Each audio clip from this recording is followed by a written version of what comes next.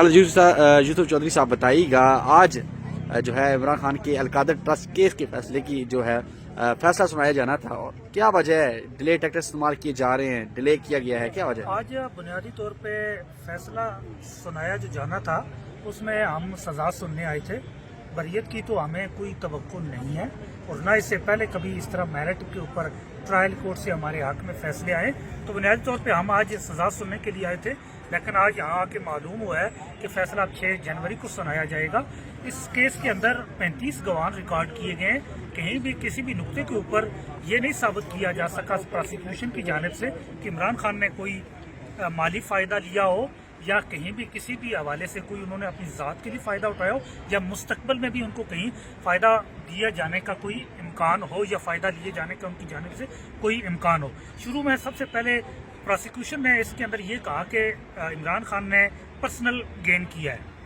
اور لیکن جب شہادت آئی ہے جو ہم نے پوری ایویلویٹ کیا ہے تو اس میں کہیں بھی پرسنل گین وہ ثابت نہیں کر پائے. اس کے بعد آخر میں آ کے جو آخری موقع پہ جو پروسیکیوشن کی جانب سے موقف لیا گیا کانفلکٹ آف انٹرسٹ کا، لیکن وہ بھی چونکہ ثابت نہیں کر پائے. یہ کہیں بھی ایسا نہیں ہو سکا چونکہ عمران خان نے کوئی ذاتی فائدہ لیا نہیں ہے، اپنی ذات کے لیے فائدہ کہیں سے لیا نہیں ہے، یا ان کو مستقبل میں بھی کہیں فائدہ پہنچنے کا امکان نہیں ہے. تو کانفلکٹ آف انٹرسٹ کا بھی اور پرسنل گین یہ کہیں بھی یہ چیزیں ثابت نہیں ہو پائی ہیں. اور دوسری بات کہ یہ بنیادی طور پہ جو پاکستان کے اندر جو فلاحی کام ہے، جو رفائی کام ہے، جو عوام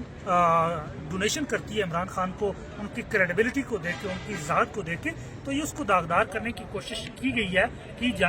اس سے پہلے بھی جو کیسز قائم کیا گیا توشہ خانہ، اس کے اندر بھی یہی کوشش کی گئی، لیکن عوام جو ہے وہ عمران خان کی ذات کے اوپر اتنا اعتماد کرتی ہے کہ جو شوکت خانم ہے،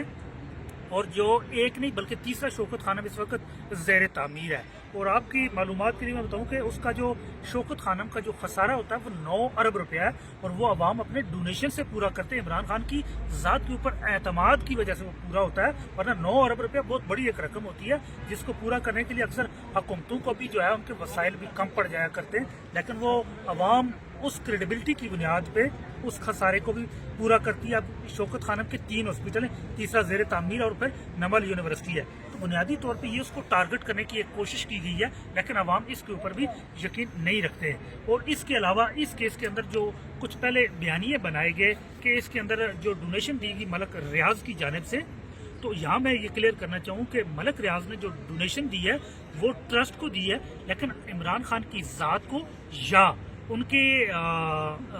کے ذاتی اکاؤنٹ کے اندر کہیں بھی وہ ڈونیشن نہیں آئی ہے، نہ ان کے اکاؤنٹ کے اندر، نہ ان کے نام پہ کوئی ٹرانسفر کی گئی ہے. اب یہ سارا جو پروپیگنڈا جو ان کے ساتھ جوڑ کے ملک ریاض جو ایک بزنس ٹائکون نے جوڑ کے کرپشن کی اسکینڈل کی کہانی کھڑا کرنے کی کوشش کی گئی، تو وہ دڑام سے گر چکی. اور اس وقت صورتحال یہ ہو چکی ہے کہ اب کوئی ایسا نقطہ 35 گواہان کی گواہی کے اندر کوئی ایسا نقطہ نہیں مل پا رہا ہے کہ جس کو جواز بنا کر سزا کو جسٹیفائی کیا جا سکے. اچھا خالد چودھری صاحب، آپ ابھی فیصلہ نہیں آیا، اس سے پہلے آپ تقریباً اپنے ہمارے دیکھنے والوں کو یہ بتا چکے ہیں کہ ہم دراصل سزا سننے آئے تھے. تو وجہ کیا ہے، کیا فیکٹ ہے اتنا جو ہمارے نظام انصاف ہے اتنا کمزور کیوں ہو چکا ہے کہ آپ ایک وکیل ہیں، بحیثیت ایک لائر، آپ جب اعتماد کھو چکے ہیں تو ہم عام شہری تو بالکل ہمیں دل ہی نہیں کرتا ہوگا ہمارا کہ ہم لوگ اعتبار کریں. تو کیا لگتا ہے، کیا فیکٹ ہے کہ ہماری عدالتوں سے یہ جو اعتبار ہے، جو نظام انصاف کا اعتبار کھو چکی ہے تقریباً ہماری جوڈیشری؟ دیکھیں، میں اسلام آباد کے اندر 8 سال سے بطور وکیل ہائی کورٹ پریکٹس کر رہا ہوں. میں نے سینکڑوں کیسز یہاں اور راول پنڈی ہائی کورٹ کے اندر کیے ہیں، اور میں پیش ہوا ہوں اور فیصلے اس کے اندر آتے رہے. عمومی طور پہ جہاں جتنے بھی کیسز تھے، جس کیس کے اندر میں نے جی بھر کے جان لگا کے محنت کی اور پوری ایمانداری سے جتنے میں نے کیسز لڑے، ان کے اوپر فیصلے میرٹ پہ آئے ہیں. اب جو کیس کے اندر میرٹ ہوتا تھا اسی کی بنیاد پہ وہ فیصلے آتے رہے ہیں. میں نے ہمیشہ یہی دیکھا اپنے 8 سال کے جو میرا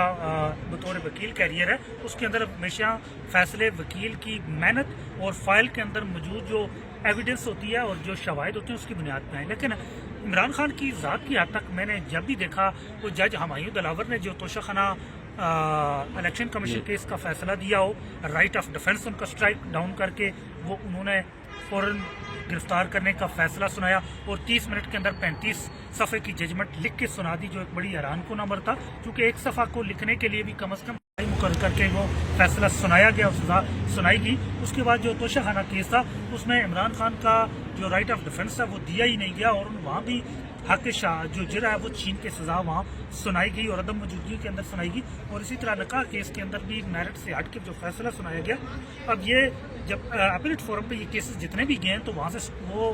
اپنے انجام کو جا پہنچے، اور نتیجہ جو ہے بریت کی صورت میں اور سزا معطلی کی صورت میں ہے، بلکہ ایون پراسیکیوشن جنہوں نے نیچے سزائیں دلوائی تھی وہ بھی اپیلیٹ فورم پہ ہائی کورٹس کے اندر جا کے یہ کہنے پہ وہ خود بھی مجبور ہو گئے کہ یہ ٹرائل ٹھیک نہیں ہوا ہے تو اس میں سزا معطل کر دی جائے، یا یہ ٹرائل ٹھیک نہیں ہوا تو واپس بھیج دیا جائے۔ یہ پراسیکیوشن نے سائفر کیس کے اندر بھی کہا اور توشہ خانہ کیس کے اندر بھی یہی باتیں انہوں نے کہی۔ تو یہاں ہمیں بھی یہاں بھی ایسی توقع کہ یہ سزا سنائی ہے، اور چونکہ اس طرح عمران خان کی ذات کی حد تک ہم نے دیکھا ہے کہ جو سسٹم ہے، جو اسٹیٹ مشینری ہے، وہ ان کی حد تک اس حد تک ہوسٹائل ہے کہ ان کا جو بنیادی حق کا رائٹ آف فل ٹرائل ہے وہ بھی ان کو اس سے پہلے نہیں دیا گیا۔ تو اس لیے ہم یہی توقع کرتے ہیں کہ یہی یہاں سزا سننے کے لیے آئے تھے اور سزا سنائی جائے گی، اور آج ہم حیران ہیں کہ آج ہمیں یہاں سزا سنائی کیوں نہیں کی ہے۔ بہت شکریہ سر۔